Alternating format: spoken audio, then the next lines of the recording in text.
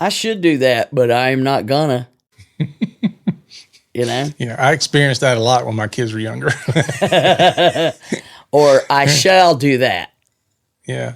Yeah. You didn't say I couldn't, Dad. You just said I shouldn't. That's the moment that you're lucky you survived and your head didn't explode. You're listening to the Help Me with HIPAA podcast, where HIPAA and humor collide to make learning fun. Your delightful hosts are Donna Grindle and David Sims. Relax, HIPAA help is on the way. Welcome to episode 455 of the Help Me with HIPAA podcast. My name is David Sims with HIPAA for MSPs, and joining me is Donna Grindle, exhausted from carding. I know. I keep thinking tomorrow I'll be better, but I think, every year, because we do the boot camps a year apart, and I think aging's happening. And I don't know if the boot camp is aging me, but it's happening. Yeah, well, this was a particularly challenging boot camp for a number of reasons. Mm-hmm. We'll just leave it at that. We got to put a lot of business continuity plans into action. Our own. No, it's not the people. The people that showed, we had a great group, some really excellent conversations. We keep throwing new things in there. They're all exhausted. And one of the ladies that worked at the facility said, I actually went to military boot camp, and y'all are not a lot different. Yours is just the mental, technical instead of getting out and running. So, as far as we just don't have time to break, we don't have time for things, and we have to constantly find ways to reiterate things. So, Yeah, it was good though. I think every year it gets even better. So. I had fun with bourbon and breeches, at least. Yes, people, I can still manage to pair a bourbon with a data breach story. Yeah, it was quite fun on the last day to watch the tabletop exercises. Because it starts tying everything together, and then to some degree, that's when you start realizing, I didn't know how I would react until now I'm in this situation, albeit just a tabletop thing. But you start going, oh my gosh, I didn't think about that, or I didn't think about this, and then you got, 15 people at a table and everybody's got their own little specialties, and that's fun. It's fun to watch it from the outside. Probably not so fun on the inside, Yeah, as one of our attendees said at the end, I was like, did you learn? Did you find it interesting? I learned that if I don't have a plan, you're effed. We're effed. We're just, if we don't have a plan, we're effed. And it was like, good point.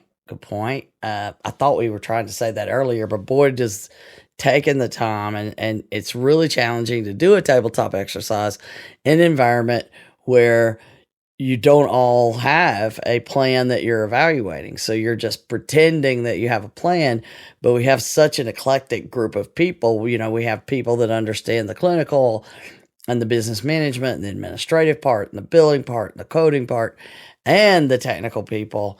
And it's quite interesting to watch. So. Yep.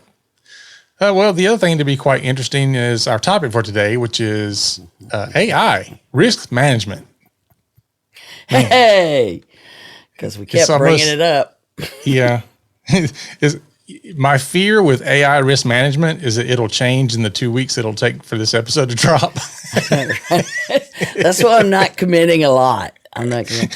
But I realized the more that I did getting everything prepared for the boot camp, because one of the other thing is, I don't think people understand, is that we don't just use the same slide deck for everything. I never use the same slide deck, ever. I'm always tweaking, always changing it, always making it more current. And we did that throughout, and AI was weaved throughout that, the 5-year plan, the 405D, throughout the entire week. But trying to explain all of that, wow. So now We're just going to have to include it in everything. Mm-hmm. Yeah. Sorry.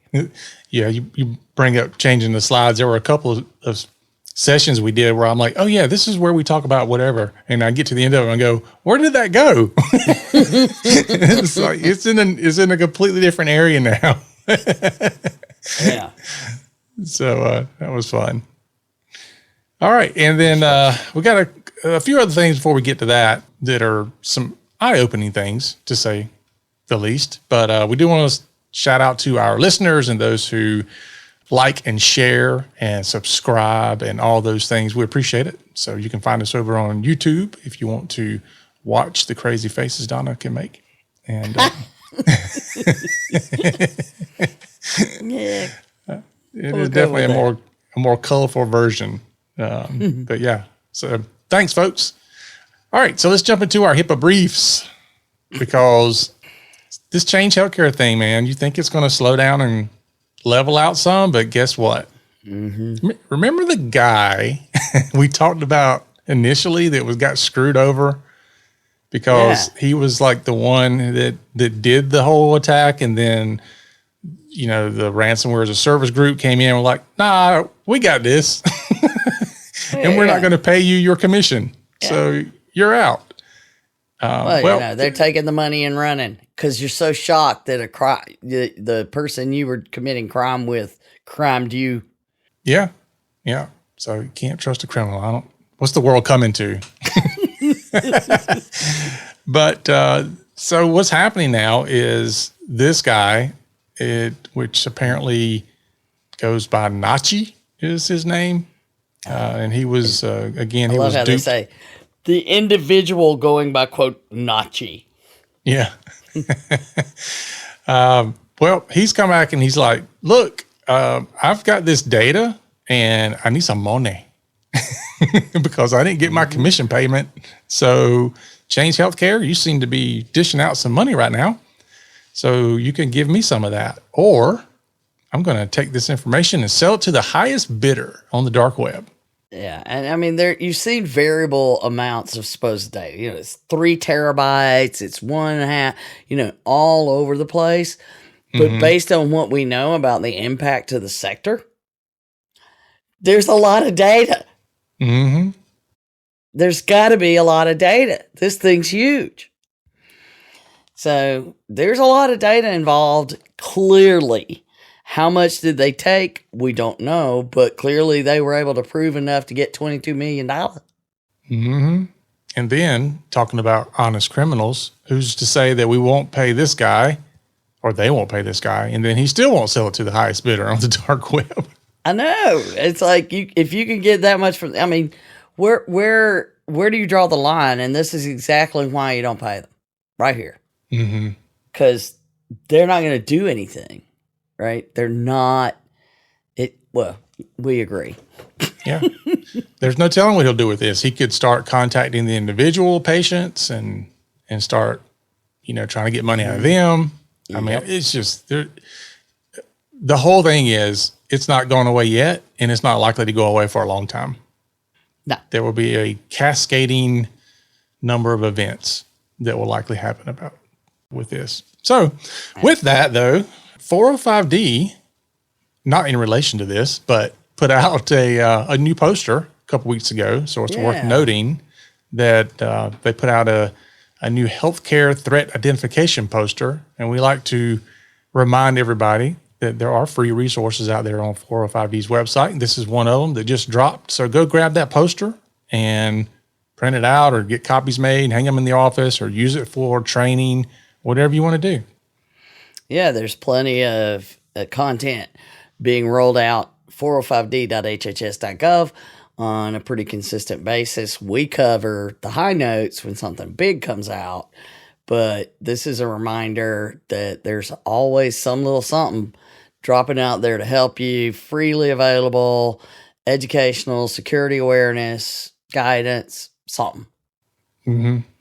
Yeah, it is worth saying that I'm not the only one that sometimes gets the 405D wrong. Is it 405d.hhs or is it hhs.405d? We were at the boot camp the other day and Krista leans over and she goes, is it 405D dot or HHS dot?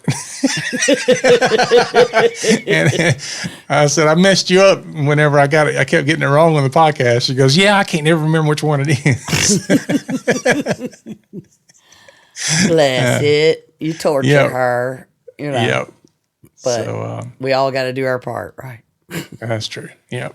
All righty. And then the last thing is the ISAC HC3 alert that came out, which is particularly important for IT help desk folks. Yes. Because it is about social engineering attacks that are targeting IT help desk within the health sector. Mm-hmm. You're calling up, hey, don't worry about me. Just help me out a little bit. Help me get in. So I think these are they're spoofing the phone numbers, making it look like it comes from the organization, the area code, all of this, claiming to be somebody.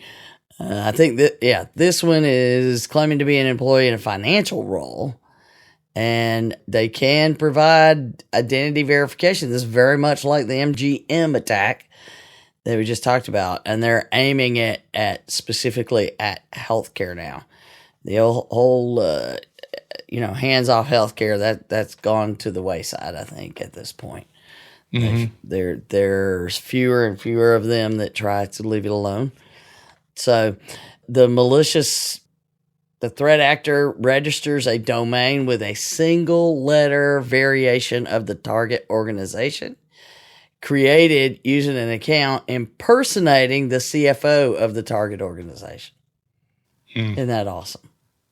Yeah. So it's, they're like, again, they are exceptionally patient with these ruses, knowing that we're not very good to it. And it is important to note that threat actors may also attempt to leverage AI voice impersonation techniques to social engineer targets, making remote identity verification increasingly difficult. Mm-hmm. That's why you're going to have to just have a code word, and the code word is never on any computer. Mm-hmm. I don't know how we do that. How do you disseminate it without a computer? Well, there is, I didn't realize this until recently, but there is a new segment of security out there called Customer Identity and Access Management. So CIAM. And it's basically, there's different ways to deploy it, but it's basically one of those things where it becomes like a multi-factor thing. So like I send you a code, you tell me what that code is so that I can verify who you are. But whether you use that or whether you have some other type of process, there has to be some other type of procedure that you're following. And here's the dangerous part of it. And I know my team is like this. They are so happy to help somebody that puts a ticket in that I have to get them to slow down often and say, I understand we've been pounding customer service for years and be fast, right? How many IT companies right there like, we answer a ticket in 3 seconds and solve it in 10. Well, you better slow your roll, brother. You better slow down, because that's exactly one of the things that the criminals are going to take advantage of. So you've got to pick up the phone or whatever it is that you've got to do, whatever your process is, you better slow down and verify who you're talking to. And as far as voice cloning, I don't know if you know this, Donna, voice cloning takes about 5 minutes and $5. Yeah, it's nothing. No, it's really nothing. In fact, I'm probably going to do that in my next talk I got to give. I'm going to take one of the people I know that's going to be there. They've got a few videos online, and I'm going to voice clone them and play it back. Yeah, that'll be fun. Yeah, it will. And it's like with all of this happening, the video, the voice, and I mean, we've got 9 years. Oh yeah, I mean, doing me it'd be easy. Me and you both, easy, super easy. Yeah. So matter of fact, we should do that and then not even show it to record. We can just. Yeah, there you go. Well, and the other thing is, it just adds to you can't believe a word they say.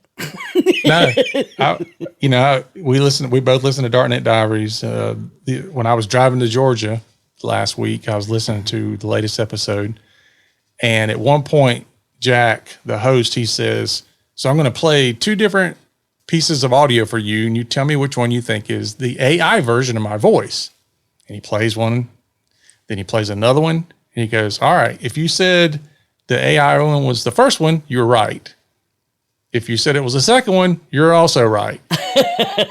He said, "In fact, the voice you're listening to right now is AI generated." And it was like, oh my gosh. Jeez. Oh man. So yeah, to your point, can't trust it. Can't trust anything you hear or unfortunately or see anymore. There, I don't know. Does it get to a point where you don't call them deep fakes because it's surface level now? It's like, it's not hard to do anymore. Well, and it's, the thing is it's not going to get easier. I mean, not going to get harder. It's going to get, you know what I'm trying to say. Yeah, that thing. It's going to get worse, David. It's going to get worse. All right. Speaking of getting worse, because we're tiptoeing all into the AI realm now. So let's talk about the AI plus small business cybersecurity guidance that came out. So, well, we're making it up is what we're doing. We can do that. Well, CISA did this really cool thing, and I love the way it was worded, and I love the way they approached it for cyber guidance for small business. And I thought it was great. It was like, look, just take this, get yourself going. And then, then once you kind of have that going, the rest should follow. That's the theory anyway. You can tell that. And there are key elements. It's basically hitting on the very core key elements that if you're doing these things, the rest has to be built, right? It's not like, okay, you have to have an inventory, which, by the way, our OCR investigator that comes and does a Q&A, we really had a lot of discussion about inventories. Let's stress that a lot. As we were asking questions about the security risk analysis, enforcement initiative, there were frequent discussions about having a proper inventory. We'll just leave it at that. Back to that, though, just having that inventory, that's your basic, right? That's step 1 of doing a proper risk analysis. They've taken a different approach that says, let's go to the end. The things you need when an attack happens. And then you work your way backwards. So it is very, very blunt, though. Just very blunt. And here it is. As a small business owner, you have likely come across security advice that is out of date or does not help prevent the most common compromises. Hello. Yeah. For example, odds are that you have heard advice to never shop online using a coffee shop's Wi-Fi connection.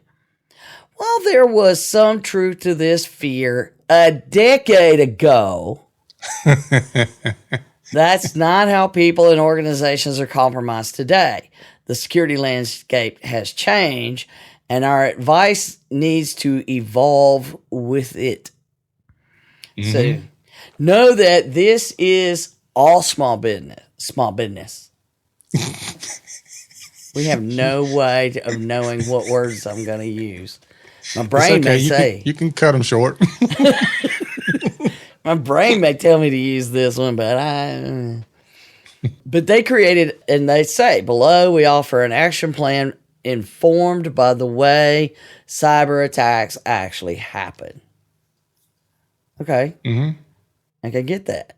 It's the start with the CEO, and then you have detailed tasks for the program manager, and then more detailed tasks for the IT team. And I love this. While following this advice is not a guarantee you will never have a security. Really? Anybody that thinks that there's any way you could guarantee you're never going to have a security incident, that's the most frustrating thing for me. Yeah, but I still have to say that every time I have a sales pitch. I understand. I'm not guaranteeing you it won't happen. Just saying you're better off than you were. I know. It's like, I don't understand the people that are like, look, I hired so-and-so, and I got this template. What's the problem? The problem is you out of date. Yeah. You like soured milk.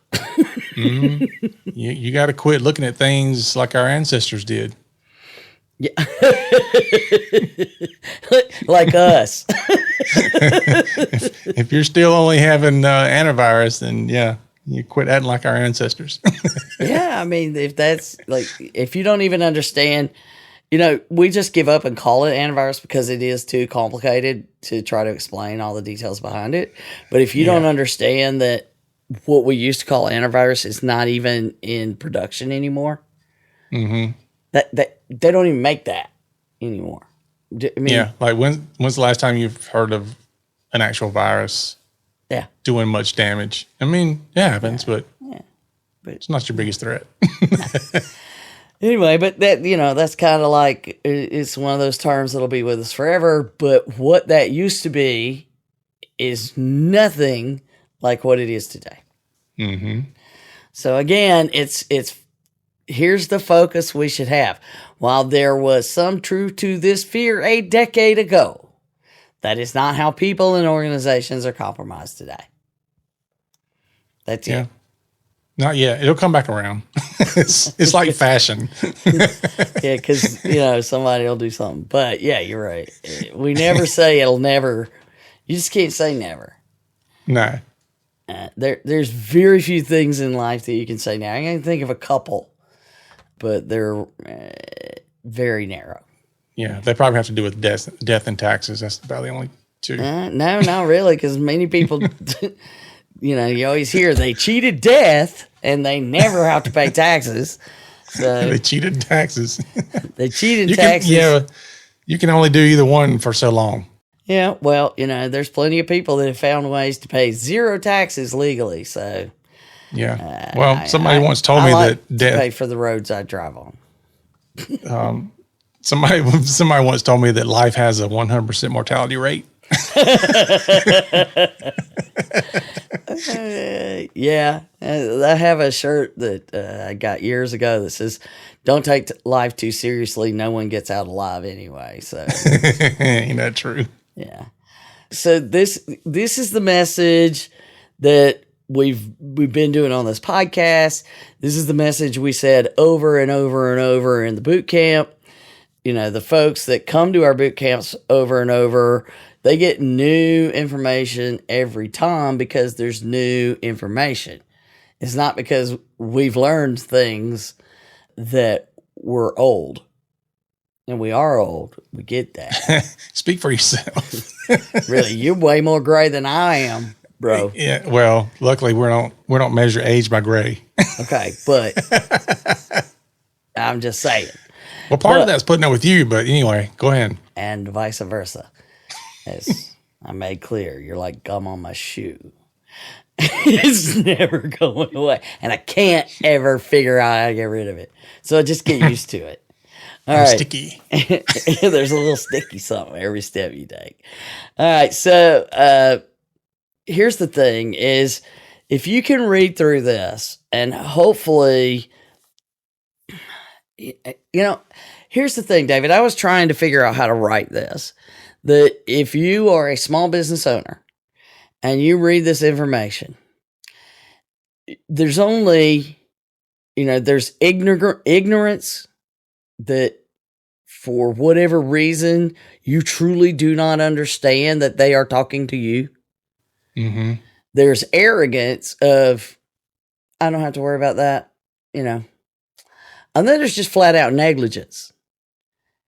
Is there any other reason that as a small business owner, being one, you and I, that you could read this and not think you needed to take action?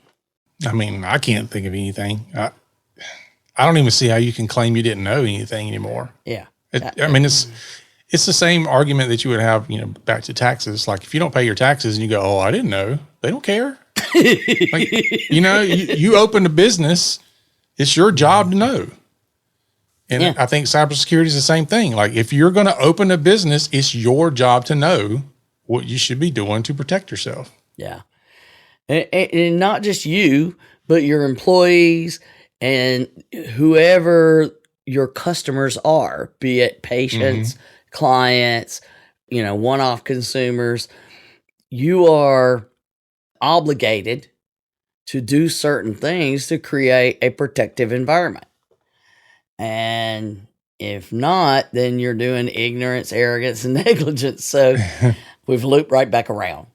So, but it's often overlooked. But here's the thing: is that if we can get this message to them, and they heed this advice this time, because they haven't done anything or they haven't done enough. And I'm reading it and I think it's great stuff. But if that's where you go right now and you don't even include AI in what's happening like right now, if you just get started in doing these and we know the other things will build around it, but we don't include AI in what we want to build around it and have that visibility, I think we're doing a disservice. I don't think we can wait. Just having all the stuff we had AI help do for the boot camp, just that massive assistance, capabilities, things that we're able to do, and knowing how we're using it, and we're paranoid. But knowing that I can see so many small business owners read this and say, yeah, I'll start doing that. And somebody goes, here's an AI thing. It'll just do it for you. Yeah. Okay. All right. There you go. So I felt that we had to add this piece in here because so much is it'll do it for you. And yeah. And that's going to be a big part of, at least my understanding is that's going to be a big part of the next version of ChatGPT. And so you'll see that cascade out as well, where the next thing is how all this can start doing things for you, not just writing stuff, but it, starts integrating across all your other stuff. Yeah. That it hooks them all together. This whole web hooks thing of hook this to that. And, I think that it's great and I love where we're going. But we have to recognize they are tools. And just like, it's ironic, just like we have a lot of discussions about insiders. People make mistakes. People can be malicious. People can be negligent. Those all happen. And what would make you think that artificial intelligence would be any less likely to do those three things? None. Well, you bring up the fact that it's a tool was interesting. I was listening to a podcast the other day, not talking about cybersecurity, but they were talking about tools, like all throughout history. And they said every tool is also a weapon. And I was, thinking about that in the digital terms. I'm like, it's the same thing. Yeah. Every tool is also a weapon. Yeah. Wow. Because, you told me that time about what you could do with an ink pen. Tell me the interview question, and how many ways that you could use this ink pen. And it was also a tool that you could use to kill somebody. And I'm like, it's an ink pen. No, it is a weapon. Yeah, so it is the same thing. I think you're spot on with that. As far as it's all in how you use it, and you have to be, not just flippant about it. You have to be very specific and planned and detailed, just like you are when you bring people in to do things. So that's why I kind of threw in some of the NIST AI resources, and they have a whole AI risk and trustworthiness section of where we keep bringing up. It's not just what it can do, but can you trust what it's doing? And you have to treat it like any other tool. So I love they kick it right off. They have it's role-based. So it says CEOs do this. Security managers, which is like security officers under HIPAA. But again, this doesn't even touch on regulatory requirements. They do this. And then you have the IT team, the IT leaders. They do these things. And it's specifically looking at what you need to know.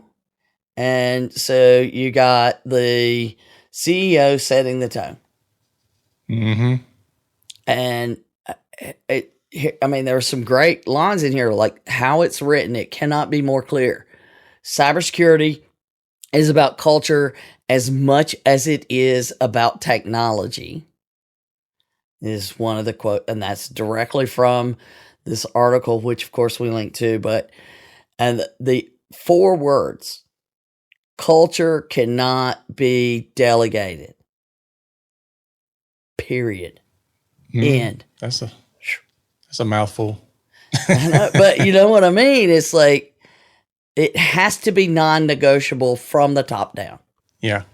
Yeah. Well, I think some people do delegate culture. You know what I'm saying? But that means it's not that you're not controlling it.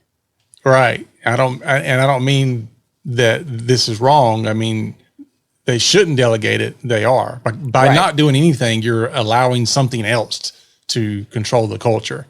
Yeah. If you're doing nothing, it will create itself. It's not a vacuum. It's not a vacuum at all. Something will fill that gap. Mm-hmm. And should not. And we had that whole conversation about should not. Yeah. I mean, those are one of the things that the level of things that we talk about. We talked about this time and time again. It would come up in the conversations, and it includes just in the wording in your policies and procedures, the difference between should and shall. Mm-hmm. I should do that, but I'm not gonna. Yeah, I experienced that a lot when my kids were younger. Or I shall do that. Yeah. Yeah. You didn't say I couldn't, Dad. You just said I shouldn't. That's the moment that you're lucky you survived and your head didn't explode. Now you know why my hair's so gray. True that. That's it. That's the difference. I have no children. That's what everybody always says. Can't believe you haven't aged like the rest of us. No children. None. That's it. Yeah, they do. They suck the life out of you. All right. So, being that, as the CEO, you're the head. You have to set the culture. Mm-hmm. And the very first thing that they have in here is establish a culture of security. Period. Yeah.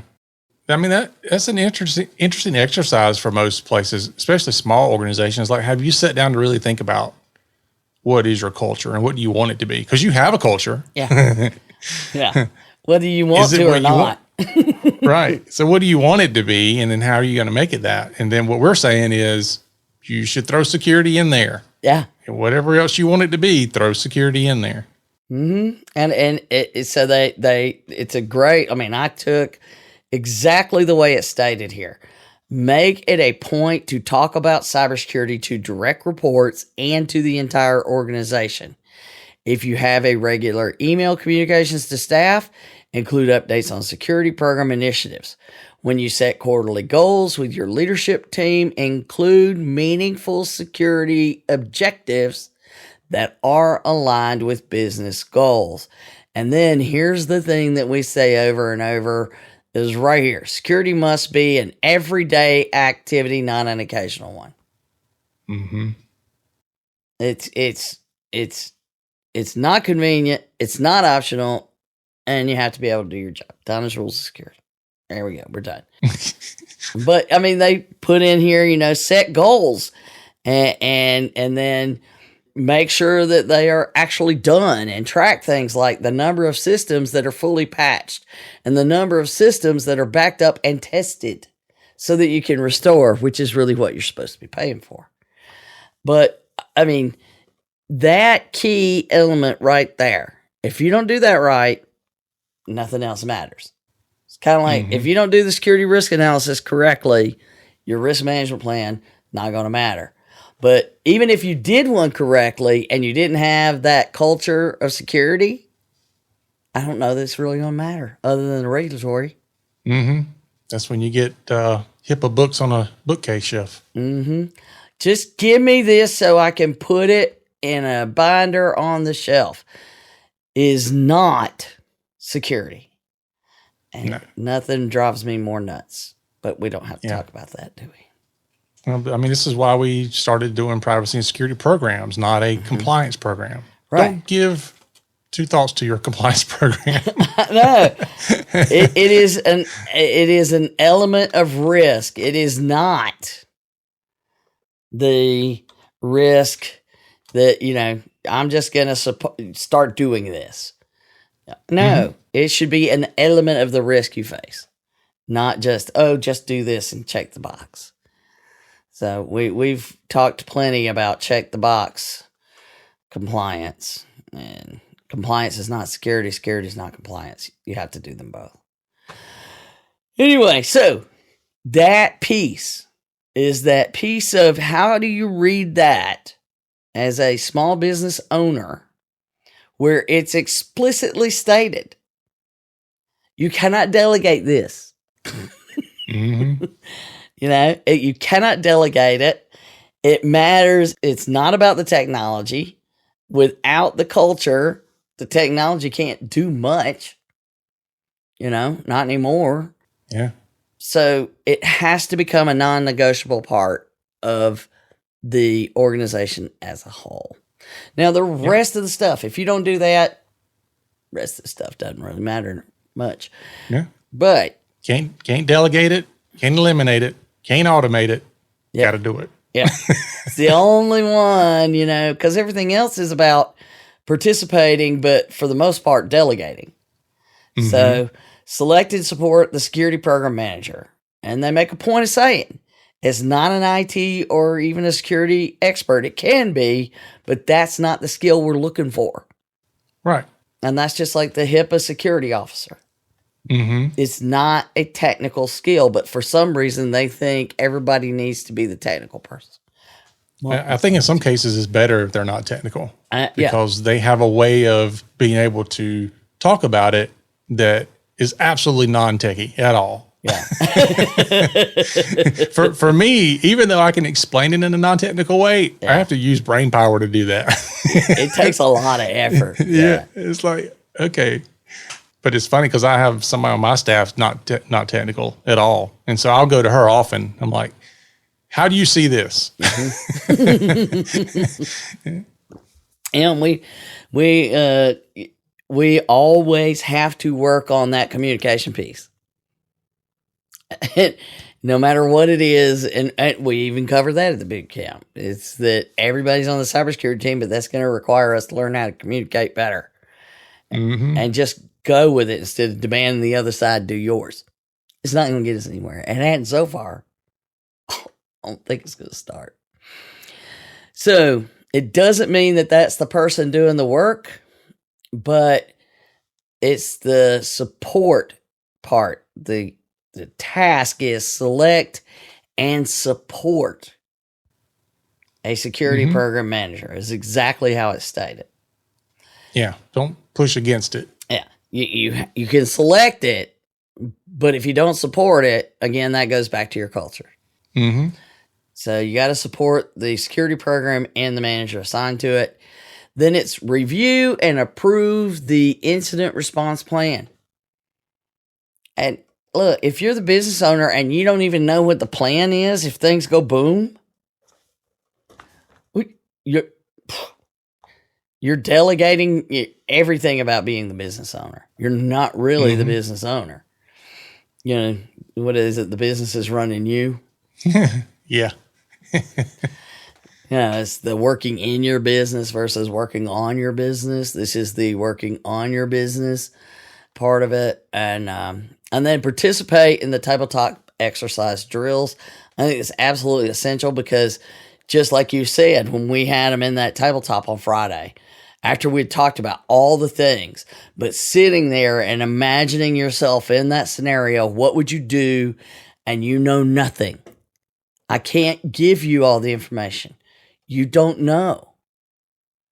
And that timetable was from like 8:30 in the morning to 9:30 in the morning was like the most, those few minutes of where you're learning things, that was the majority of the exercise.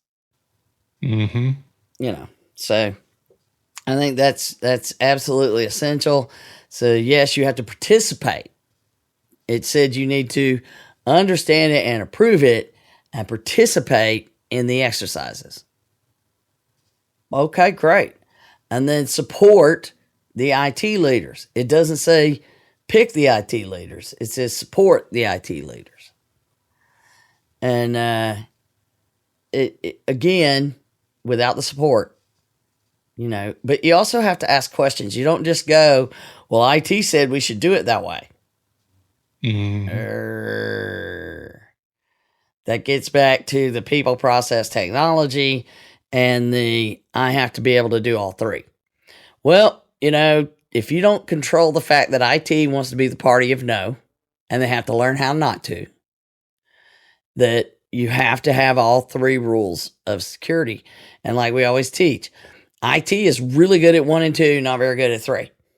Everybody else is really good at 3 and really struggles with 1 and 2. So you have to stay on top of that, but that again comes out with the culture. Yeah. We may have to add a 4th rule to your list, though. What's that? I don't know. IT isn't always free. Yes. All right. Because so many times I'm like, yeah, that's a great idea. Yeah, we need it. Oh, wait a minute. It costs money? No. Yeah. Yeah. You need to, it's an investment. It is, it's not just, I remember at this, you have these memories of back in the day when the things that people would worry about and the way they would lock up office supplies. And I'm sure that you still have to worry about this, but the amount of paper that people would screw around with and waste is incredible to me. And I've never been big on, I've always been let's reduce the use of paper. Paper is overwhelming.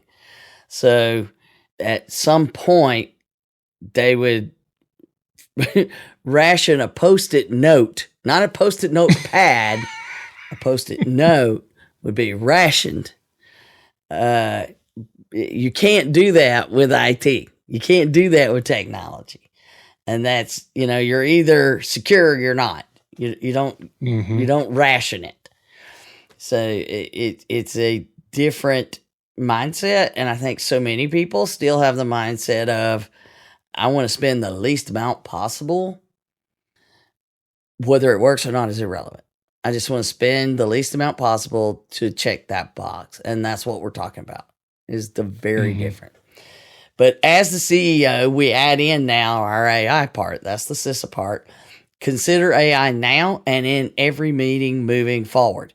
Whether you're reviewing security or you're discussing technology or how you're doing something or the processes from now on, the question needs to be, are we using AI already?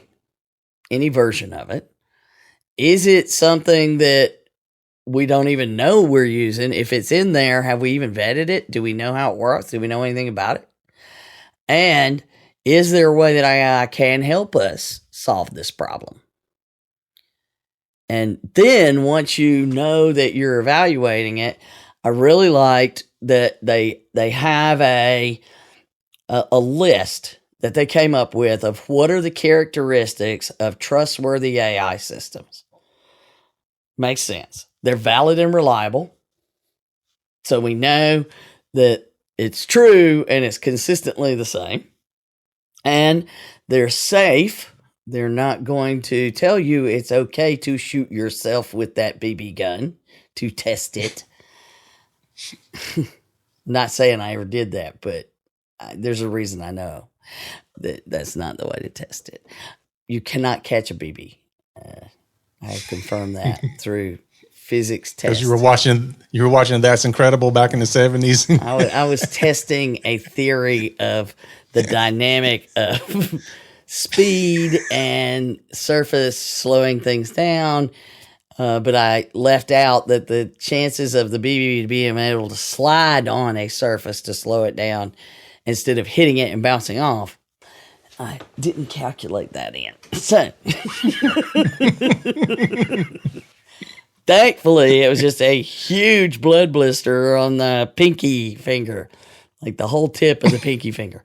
Anyway, back to safe. It needs to be secure and resilient. And we talk about cybersecurity and cyber resilience.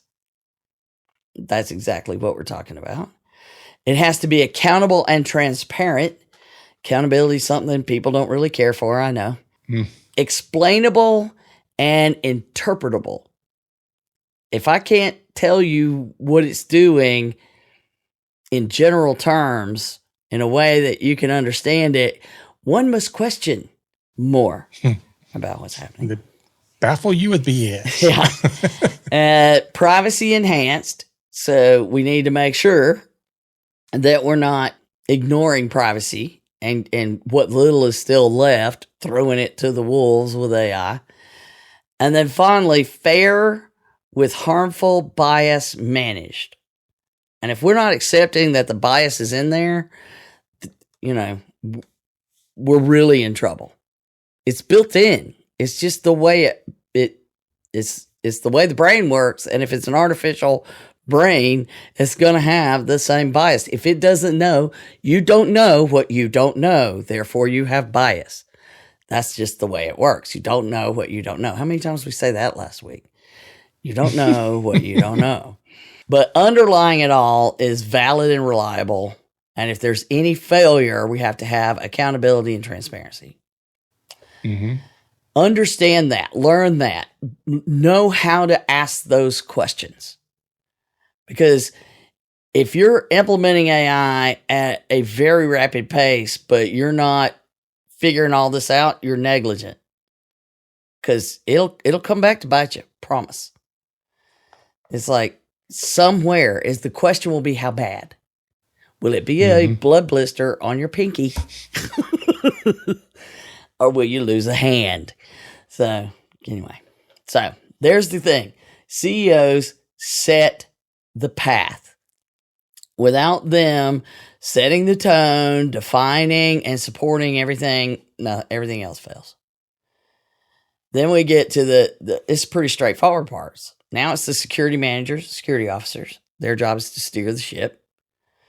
They need to have diligence and drive the program and make recommendations in both, and it's not for them to do all the work. Oh, that's so-and-so's work. No. Documentation of it, maybe. Dissemination, maybe. But no. And then their tasks are to make sure everybody's trained, to write and maintain the incident response plan, to host quarterly tabletop exercises. Did you see that one? Yeah, put a time frame on it. Quarterly. Most people are doing good if they do them annually. Quarterly. And ensure MFA compliance. Please. Please. So again, as you're doing this as a security officer, security manager, whatever, AI tools going to keep popping up. This will do it for you. This is easy. Just do it this way. You have to stop and ask. You have to ask your supply chain what they're doing. You have to be asking the questions now. So as a security manager, you have to ask the questions. To me, that's the most important thing. Where is it? What are we doing with it? Just keep asking until somebody cannot answer it anymore, and then you know where you need to go. Yeah. Anytime you see the terms quick or easy, or worse yet, quick and easy, slow down. Yep. Whoa, Bessie. So in that whole discussion about inventory and the importance of inventory AI now as you go. Create your inventory of, hey, yeah, let's implement that. Where's our AI inventory? Where are we using it? Where have we vetted it? Who's in charge of managing it? Because if you're not going ahead and creating the inventory now, imagine what it's going to be like when it's everywhere. Mm-hmm. Yeah, and if you haven't deployed it manually, like I don't know how about you, but like I went in and created an API and bolted it on the stuff, so I know it's there. But there are places where I've not done anything and it's there because the vendor decided to put it in there. Yeah, we're helping you. That's like when I was in my torture of rebooting my computer today, trying to solve problems with Windows. And it was easy to just open up Edge real quick to get to some of the stuff. But it's like, now you got the stupid chat bot wanting to help you with everything and feeding you everything. And I was like, look, I don't need you to do that. I'm in the process. I'm on step 14. And every time I go in here and go back to this, you're going to tell me the first 14 again. So it's torture. It's there, whether you want it or not. Sometimes you have to turn it off. So you have to constantly be asking. Ask upstream, downstream, left, right. Ask. That's the most important thing, I believe, that the security person, the security manager, security officer do. And then our favorite part, the IT lead, that's where the details take place. Make sure it happens. Yeah. And I did like item number 1, ensure MFA is mandated using technical controls, not faith. That's just another way of saying you got to prove it. I know. It's like you can't do it any other way, or I'm staying on top of it to make sure, but you just can't assume it. Well, I told him to do it. I hate that. Yeah. Or I'm pretty sure. I think enable MFA for all system administrator accounts because IT never thinks they need it. We'll just leave it at that. Yeah. Some, yes. Yeah. True that. It's getting better. It's getting better. Oh yeah. It's getting better. I can see a definite divide between the more mature IT companies now. Used to you couldn't really tell as much. Right. There was a bigger gradient, but nowadays there's a big divide between the maturity level when you start looking at things like this. How you control yourself. Is if you have your own internal IT security program for your own security, that is becoming more and more evident. Is that what you're saying? Yeah. I'm saying that if you ask your IT provider, are you worried about cybersecurity internally? And they say, no, we got it handled. Yeah, you might want to find somebody else. I mean, I think I have it handled, but I also worry extensively about it. So to some degree, I have it handled, but I still worry about it a lot. That's like and I don't remember where it was. It was a CISO that said that anytime that leadership asked them about cybersecurity, how's it going? Then they answer, it's going great, but the situation is dire. Yeah. Yeah. Right now we feel okay, but the situation is dire. It could change at any minute. Yeah. It's like walking through a dark, haunted house. It's like, I'm still good, but at any moment that could change. Back to boom, boom in your britches from last Yeah. All right. So then just to finish this out, it is patching, performing test backups, not just do them. That means restore. Remove admin privileges from user laptops and enable disk encryption for laptops. So those are the things from the perspective of the issue has happened. What do you wish you had done? Right. But in order to do all of those, the other stuff has to take place. But just like the other roles on the list in the IT folks, because I know me and you, let's see what it can do. Let's try it. Oh, yeah. Let's see what it can do. And not asking the questions and saying, I have to control AI creep. Not just creepy AI, because there is creepy AI, but AI creep. And to take, and often there's a lot of time that you don't, like, IT people learn things, and you want them to do something with that information. The number of times, it's like we were talking about going on a site visit. All you got to do is put on a polo shirt with an emblem on it, throw a backpack or a messenger bag or something that looks like a computer over your shoulder, and be messing with your phone. You can get pretty much anywhere. If the security's not tight, you're the last person that's going to get stopped. So it's the same thing. And you can't, as IT people, we can't fall for it either. We can't let ourselves fall for it. Although we do want to try it all, we have to remember that it has to be fully evaluated. So learn the characteristics of a trustworthy AI, ask the questions, spend the time learning about these tools and not ignoring the risk. And then inform up and down the chain of command the same things. Ask. So, yeah. Or if you hear somebody say, spin up the sandbox, start asking questions. Well, what?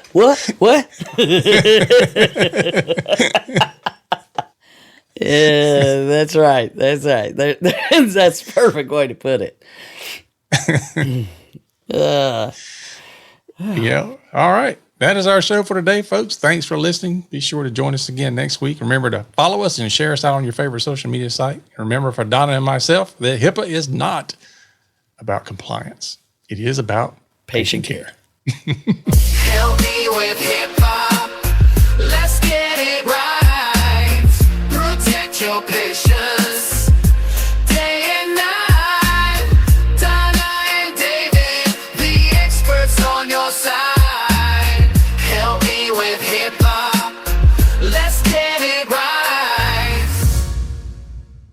You've been listening to the Help Me with HIPAA podcast, hosted by Donna Grindle and David Sims. The show created to help you with HIPAA.